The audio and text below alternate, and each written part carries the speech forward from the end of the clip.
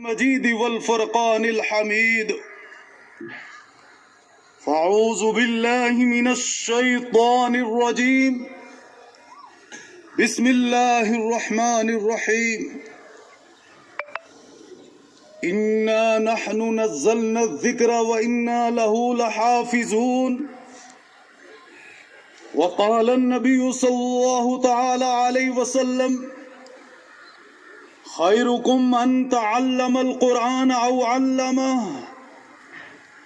آمنت بالله صدق الله العظيم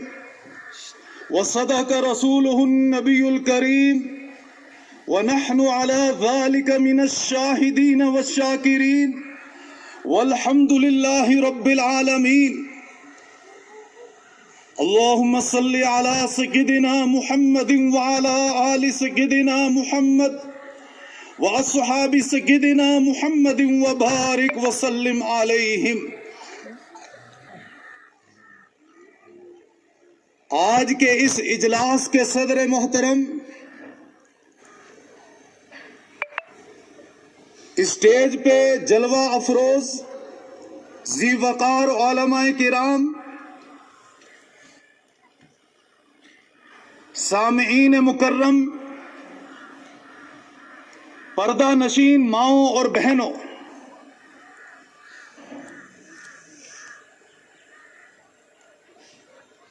جیسا کہ آپ حضرات کو معلوم ہے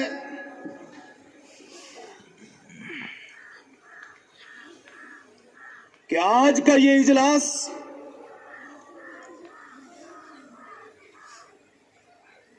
اس علاقے کے مرکزی ادارہ مدرسہ اشاعت العلوم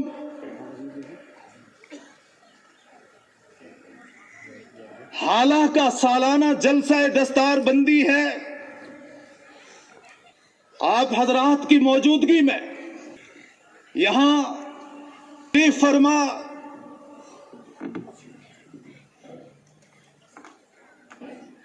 علماء کرام کے ہاتھوں اس ادارے سے فارغ ہونے والے دو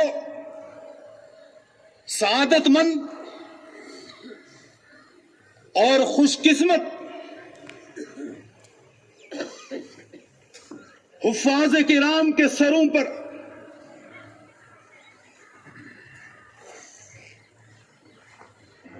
دستار تکریم و تعظیم باندھی جائے گی.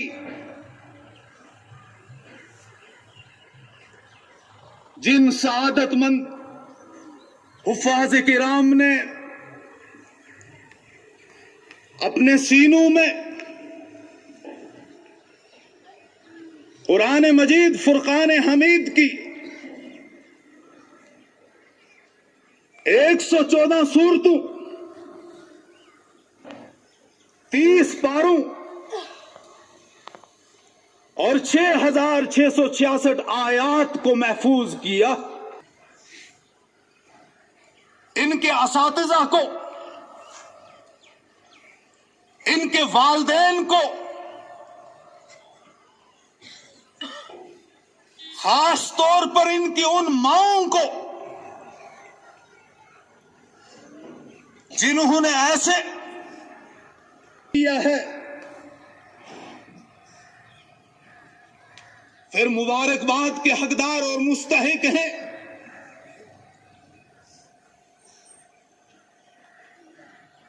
اسی علاقے کے سپوت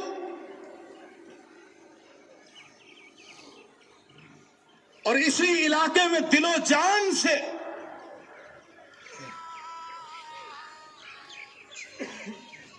محنت مجاہدہ کرنے والے، رات دن کو ایک کر کے قربانیاں دینے والے حافظ شمس الدین صاحب کو، انتظامیہ کمیٹی کے تمام اراکین کو، ذمہ داران کو، تمام معاونین کو اور بالخصوص یہاں انتظامیہ کمیٹی کے جو صدر صاحب ہیں محترم عبد القیوم خان صاحب، جنہوں نے ایک عرصے تک یہاں امامت کے فرائض بھی انجام دیے ہیں، اور آج وہ ایک ذمہ دار کی حیثیت سے انتظامیہ کمیٹی کی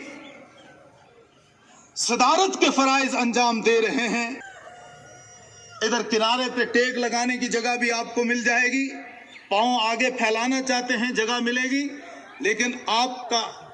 اعزاز اور آپ کی تکریم اسی میں ہے کہ آپ اوپر تشریف لے آئے۔ ان بزرگوں کی قربانیاں اور ان اپنے بڑوں کے سائے تلے ہم سب کو کام کرنے کی توفیق عطا فرمائے، ان بزرگوں کی عمر میں عطا فرمائے، عافیت کے ساتھ اللہ انہیں عمر دراز عطا فرمائے۔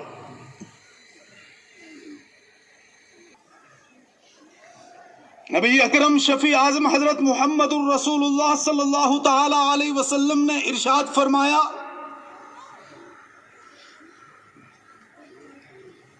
کہ جس نے رب کے کلام کو اپنے سینے کے اندر محفوظ کیا، جو حافظ کلام اللہ ہوا، پھر اس نے قرآنی احکامات کے مطابق زندگی گزاری، قرآن نے جس کو حلال کہا ہے اسے حلال سمجھا، قرآن نے جسے حرام قرار دیا ہے اسے حرام جانا،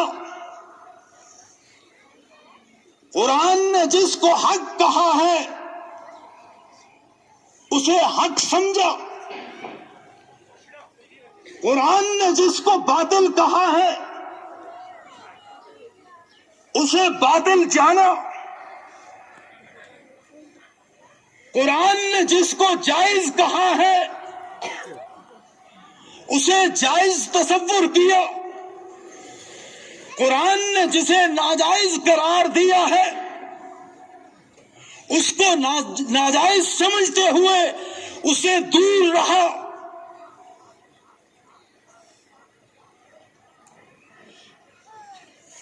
کل حشر میں جہاں نفسی نفسی کا عالم ہوگا، ہر کوئی اپنی آخرت اور عاقبت کے تعلق سے فکر مند ہوگا۔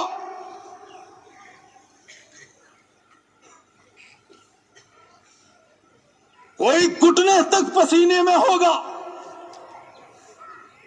کوئی ناف تک پسینے میں ہوگا، اور کسی کے منہ میں پسینہ جا رہا ہوگا، یعنی پورے طور پہ پسینے کے اندر ڈوبا ہوا ہوگا۔ ایسے نفسی نفسی کے ماحول میں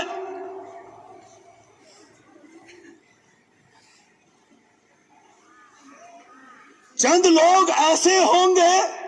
کہ جن کے سروں کے اوپر نورانی تاج ہوگا، اور اس نورانی تاج کی روشنی،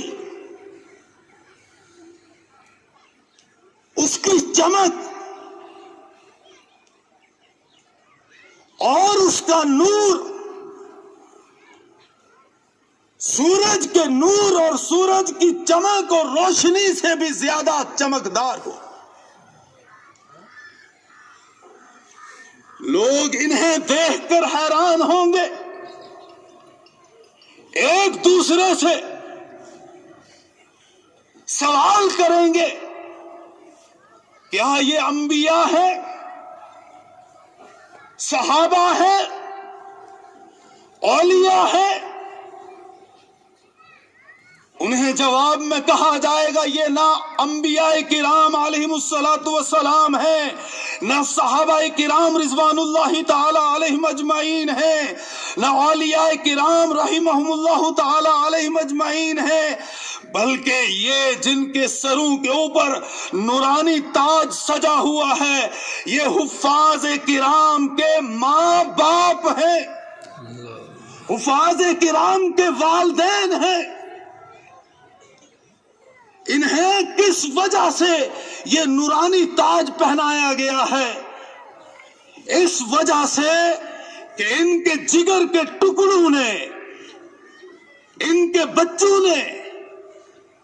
قرآن کریم کو اپنے سینے میں محفوظ کیا، اسی کے بدلے میں اللہ رب العزت نے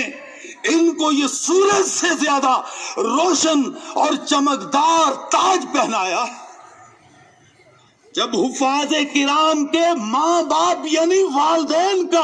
یہ مقام و مرتبہ ہے اور ان کو اس قدر اعزاز و اکرام اور عزت و تکریم سے نوازا جائے گا تو کل حشر میں، آخرت میں، میدان محشر میں اس حافظ کو کتنا نوازا جائے گا کہ جس کے سینے میں قرآن محفوظ ہے۔ دوسری روایت جو ترمذی شریف کے اندر نبی اکرم شفیع اعظم حضرت محمد الرسول اللہ صلی اللہ تعالی علیہ وسلم نے ارشاد فرمایا کہ قیامت کے دن ہم نے لکھا ہے کہ حافظ کلام اللہ کے خاندان، قبیلہ اور قوم و برادری کے لوگ کہیں اس گمان میں نہ چلے جائیں کہ ہمارے خاندان اور قبیلے کا حافظ ہے، اب ہم جس طرح چاہیں زندگی گزاریں، رب کے نافرمان ہو جائیں، گنہگار ہو جائیں، رب چاہی کو چھوڑ کر من چاہی کے مطابق زندگی گزارے، ہماری سفارش تو ہمارے قبیلے اور برادری کا حافظ صاحب اللہ کے سامنے کر دے گا، ہم سیدھے جنت میں چلے جائیں گے۔ فرمایا ایسا نہیں ہے، اس کے لیے یہ شرط ہے کہ جس وقت بچے کے ماں باپ نے اسے مدرسے میں حفظ کلام اللہ کے لیے داخل کروایا تھا، آپ نے اس وقت خوشی دی ہو، اس کے والدین کو شاباشی دی ہو، پھر جب وہ بچہ حافظ کلام اللہ بنا تو اس کی عقیدت میں، اس کی محبت میں جس دن اسے تکریم اور تعظیم کی دستار سے نوازا جانا تھا، اس جلسے میں بھی تم خوشی خوشی شریک ہوئے اور اس بچے کو انعام سے بھی نوازا، تو اس صورت میں تم آخرت میں اس کی شفاعت کے حقدار بن سکتے ہو۔ لیکن اگر جب بچے کو مدرسے میں داخل کیا گیا تھا، اس دن تم نے کہا تھا کہ اس کو کہاں بھیج دیا ہے، یہ کل مولوی بن کر کھائے گا کہاں سے، کمائے گا کہاں سے، اس کا روزگار کہاں سے چلے گا، یہ زندگی کے شب و روز کیسے گزارے گا؟ تم نے اعتراضات کیے تھے، تم نے اس کے اوپر طنز کسا تھا، طنزیہ جملے اس کے لیے کہے تھے، پھر جب وہ حافظ کلام اللہ بن گیا تو تم نے کہا تھا اس نے اپنی زندگی خراب کر دی، اب یہ کیا کرے گا، رسید پکڑ کے چندہ کرے گا، ورنہ کھائے گا کہاں سے؟ پھر تم اس کی شفاعت کے مستحق اور حقدار نہیں ہو سکتے۔ پھر دور کے قبیلے کے وہ افراد، وہ حضرات جن کا کوئی اس حافظ کلام اللہ سے رشتہ داری کا تعلق نہیں تھا، کوئی قرابت کا تعلق نہیں تھا، لیکن محض اس وجہ سے کہ یہ اللہ کا قرآن حفظ کر رہا ہے یا یہ اللہ کے قرآن کا کرتے تھے، اسے مبارکباد دیتے تھے، اسے اپنے سینے سے لگاتے تھے، اس کی پیشانی کے اوپر بوسہ دیتے تھے، جس مدرسے میں وہ پڑھ رہا تھا اس مدرسے میں چندہ دیتے تھے، اس ادارے میں معاونت کرتے تھے، اس کے اساتذہ کو مبارکباد دیتے تھے، مدرسے کے محتمم اور ذمہ دار کو مبارکباد دیتے تھے۔ فرمایا ان دور کے افراد اور حضرات کے حق میں یہ حافظ کلام اللہ آخرت میں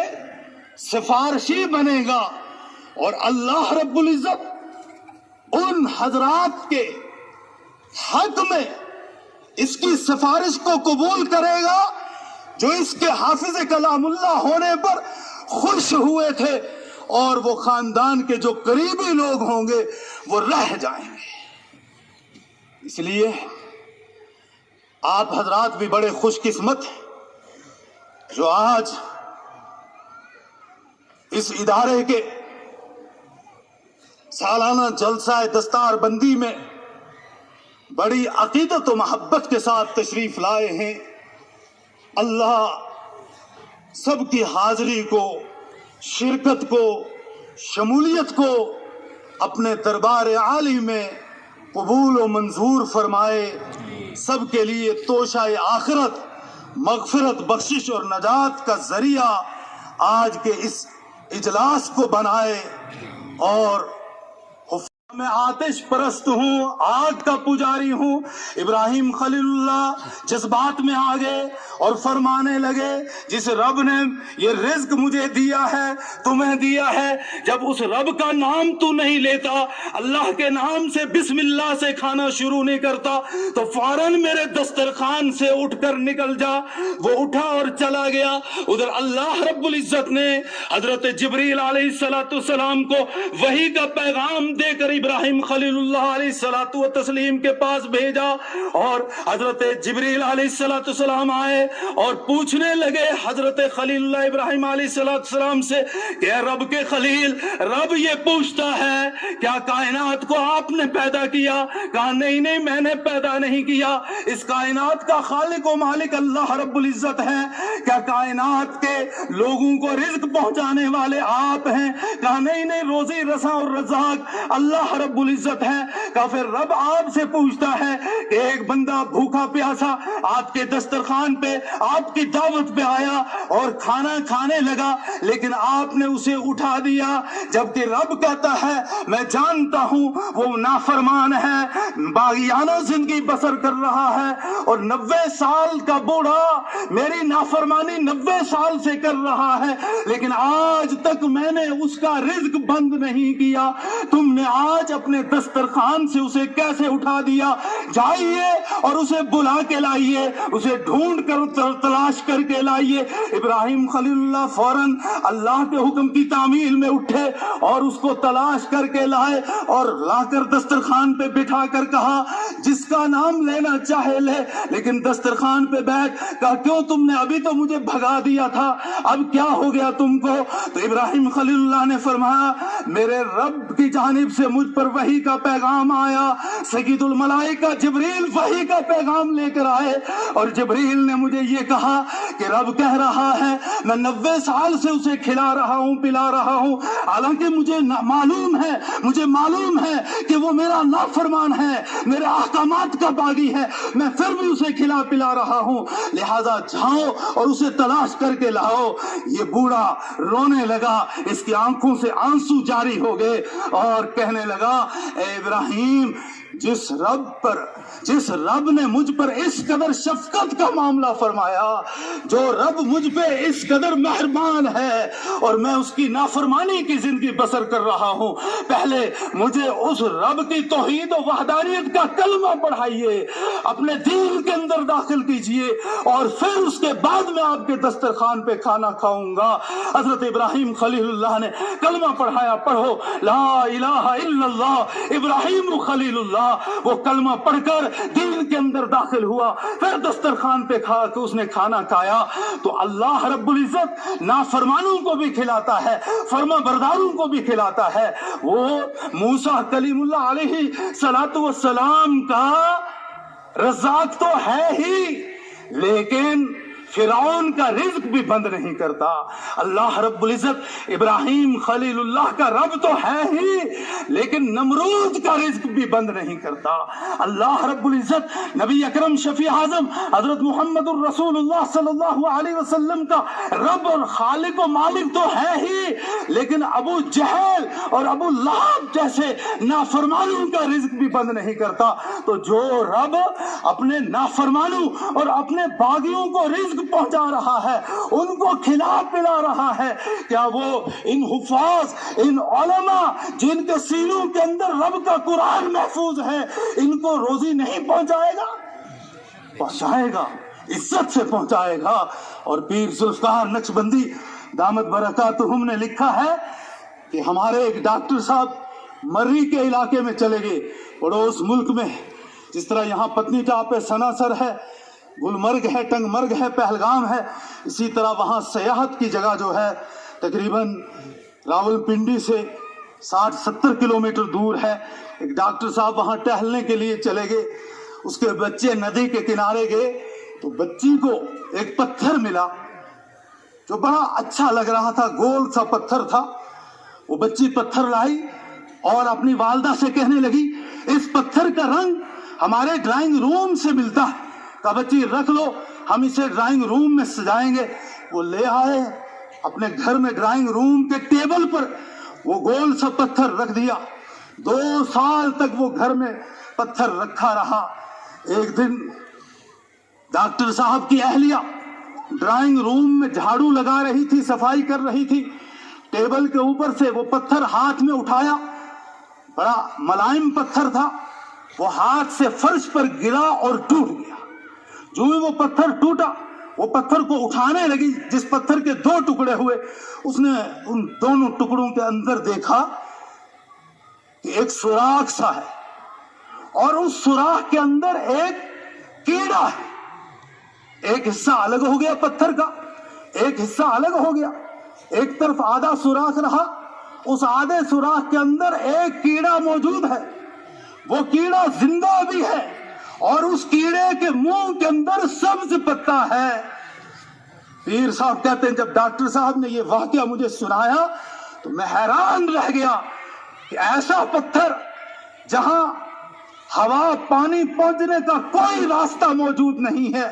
मुकम्मल तौर पे बंद है, लेकिन किस तरह एक कीड़ा वहां 2 साल तक जिंदा रहा। उससे पहले भी कितनी मुद्दत से वहां मौजूद है, और वहां उसके मुंह में हरा पत्ता किस तरह से पहुंचा, इससे रब की रज़ाकियत का अंदाजा लगाया जा सकता है। फिर जब कीड़े मकोड़ों का वो रब है उनको बंद पत्थरों के अंदर रिज्क पहुंचा रहा है, तो वो अपने घरों में यानी मसाजिद में आइमा मसाजिद को, मदारिस के अंदर पढ़ाने वाले वारिसीन अंबिया उलमा को, और मदारिस के अंदर पढ़ने वाले मेहमानान रसूल तलबा इस्लाम को कुरान की बरकत से, दीन की बरकत से, शरीयत की बरकत से रिज्क नहीं पहुंचाएगा, यकीनन पहुंचाएगा। अफसोस का मकाम है, हम कहते तो हैं अल्हम्दुलिल्लाह रब्बिल आलमीन, नमाज में भी खूब पढ़ते हैं, लेकिन अल्लाह की रज़ाकियत पर हमारा यकीन नहीं रहा। अल्लाह के रज़ाक और रोजी रसा होने पे हमारा एतमाद और भरोसा नहीं रहा। और एक बात और अच्छी तरह से ज़हन नशीन कर लें, अहदीस के अंदर मौजूद है,